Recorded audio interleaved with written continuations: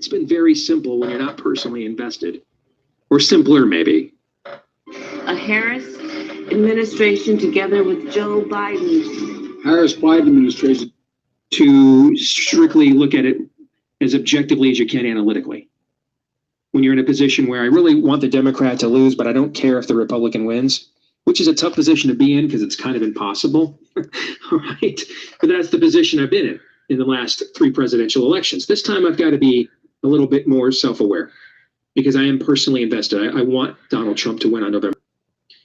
However, much of his performance last night reminded me why I opposed him so vehemently down the stretch in the primary. I mean, I went from a guy on the Cruz campaign that from the beginning was advocating, hey, we're kind of working the same audience here. There's no point confronting him. He's helping us by taking out people like Jeb Bush and Marco Rubio. I mean, let's try to take advantage of that. And then by the time we got to the end of the campaign, I was one of the staunchest, we got to go after this guy really hard guys. I fought him on the floor of the convention all the way to the end with Free the Delegates. I was a part of that. I didn't vote for him in the general. But then I saw the way that he governed. And I saw that the Democrats have taken off the mask and are being honest about everything people like me have warned you about many years. So I'm in.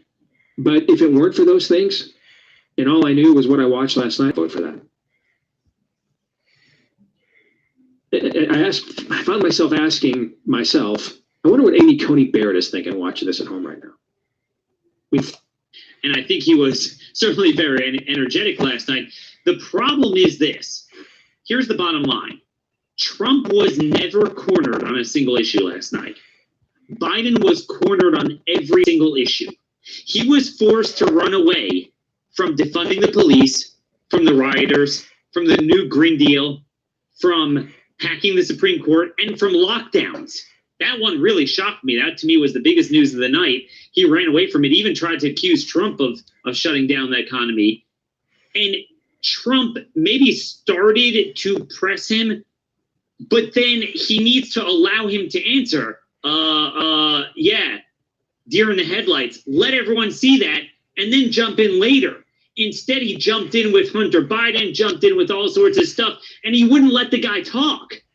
So the problem is, what bothers people, this election boils down to this. What bothers people about Trump is his personality, right? That's 100%. What bothers people about the Democrats is their radicalism.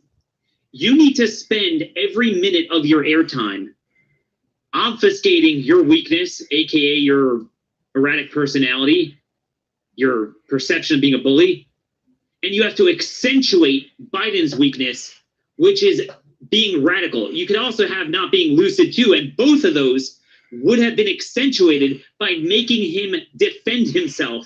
And the minute he tried to defend himself in a very indefensible way, Trump kept just talking over him.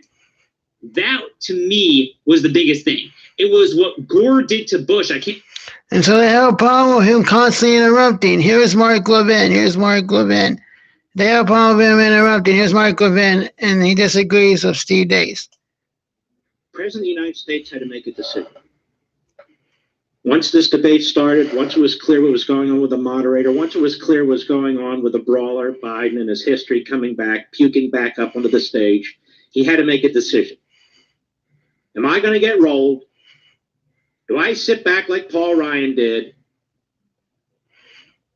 Or do I fight back?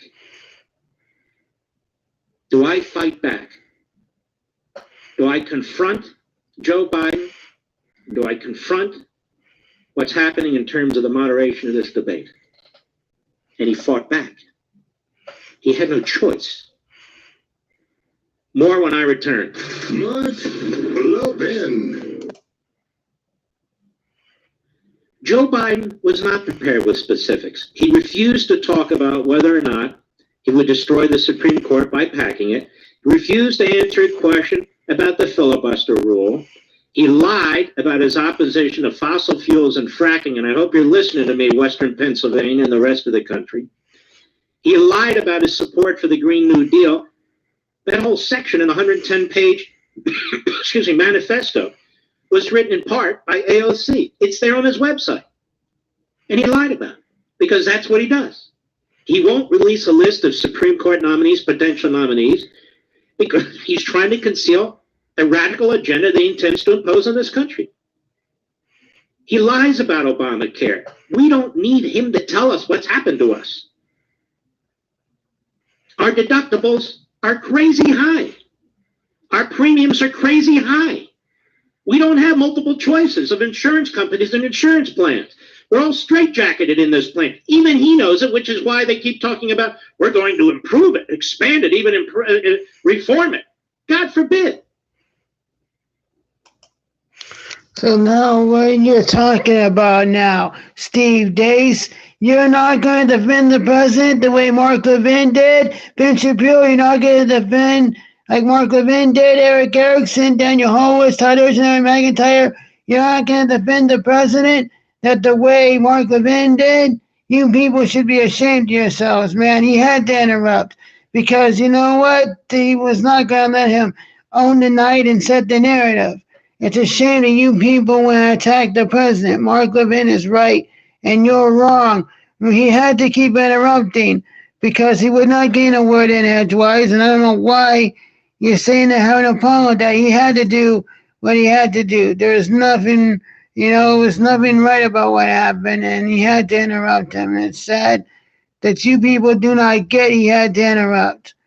This is not what he could not help it. He had no choice. And Daniel Horowitz, and you know what? It's a shame you want to sit there and attack him. I hear everything Steve said about what's at stake with. Our nation's gone through a very challenging time this year. But I want the American. With this election and why you would choose him, of course, that's up last night. Appalling. My 16-year-old daughter was sitting there watching. Thinking, we still have other choices. My wife, the same thing. I've heard this from several people I know around the country. Well, that's a shame because you should be defending him like Mark Levin. Mark Levin is right on this one.